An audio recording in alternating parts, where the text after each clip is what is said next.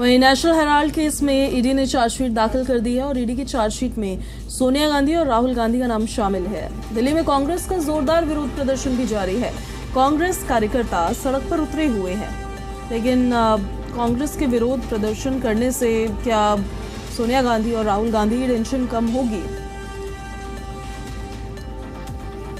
National Herald का case भी काफी पुराना केस है और इस केस में ईडी ने अब जाकर चार्जशीट दाखिल की है और इस चार्जशीट में सोनिया गांधी और राहुल गांधी का नाम उन्होंने मेंशन किया है। दिल्ली में कांग्रेस का जोरदार विरोध प्रदर्शन इसको लेकर जारी है। तस्वीरें हम आपको लगातार दिखा रहे हैं। कांग्रेस नेता सोनिया गांधी और राहुल गांधी के खिलाफ नेशनल हेराल्ड केस में चार्जशीट दायर हो चुकी है और इसी को लेकर ईडी दफ्तर के बाहर प्रदर्शन हो रहा है। और ये दिल्ली से लाइव तस्वीरें हम आपको दिखा देते हैं। नेशनल हेराल्ड केस में कांग्रेस पार्टी की तरफ से प्रदर्शन का दौर लगातार जारी है। हालांकि उनको रोका गया है, बैरिकेड्स वहाँ पर पुलिस की तरफ से लगाए गए हैं, लेकिन कांग्रेस आग बबूला हो चुकी है। उनके जो मेन लीडर्स हैं उन पर अब जांच एजेंसियों का शिकंजा पहुँच रहा है। चार्जशीट के बाद केंद्र सरकार के साथ आर पार की लड़ाई के मूड में कांग्रेस पार्टी अब नजर आ रही है। राष्ट्रव्यापी विरोध प्रदर्शन करने के लिए सड़क पर उतरी हुई है। इसको लेकर संगठन महासचिव के.सी. वेणुगोपाल की ओर से भी एक बयान में कहा गया था कि सरकार के इस कदम की कड़ी आलोचना हम करते हैं। पार्टी इस कदम को लेकर कड़ा विरोध जताने के लिए देश भर में ईडी ऑफिस के बाहर प्रदर्शन करेगी, जो हो भी रहा है। कांग्रेस के देशव्यापी प्रदर्शन से जुड़े बड़े अपडेट्स हम आपको लगातार पहुंचा रहे हैं।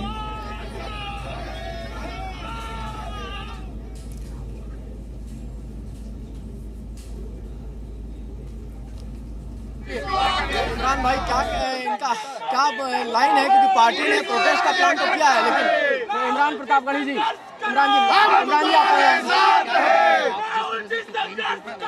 हम तुम्हारे साथ हैं। प्रतापगढ़ी और प्रोटेस्ट यहाँ चल रहा है। कांग्रेस के तमाम नेता यहाँ मौजूद हैं, प्रोटेस्ट के लिए निकलने वाले हैं बातचीत करने के लिए। और किस तरह से कांग्रेस पार्टी जो है इस मामले को आगे बढ़ाना चाहती है, क्योंकि रॉबर्ट वाड्रा, इमरान प्रतापगढ़ी, इमरान भाई, जिस तरह से बीजेपी आ रही है,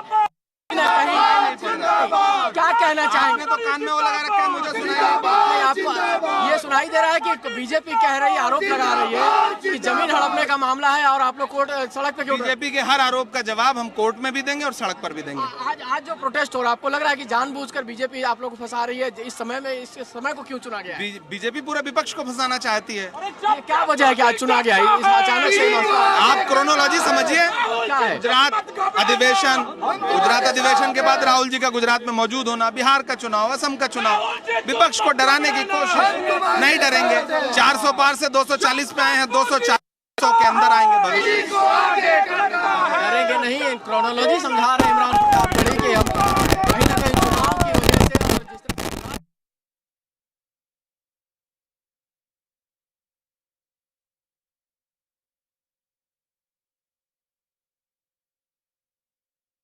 से डर गई है। जिस तरह से कांग्रेस पार्टी मजबूती के साथ अब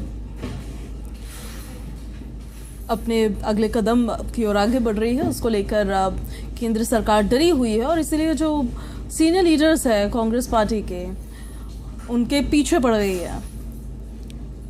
तो इसी वजह से ये देशव्यापी प्रदर्शन ईडी दफ्तर के बाहर कांग्रेस का जारी है।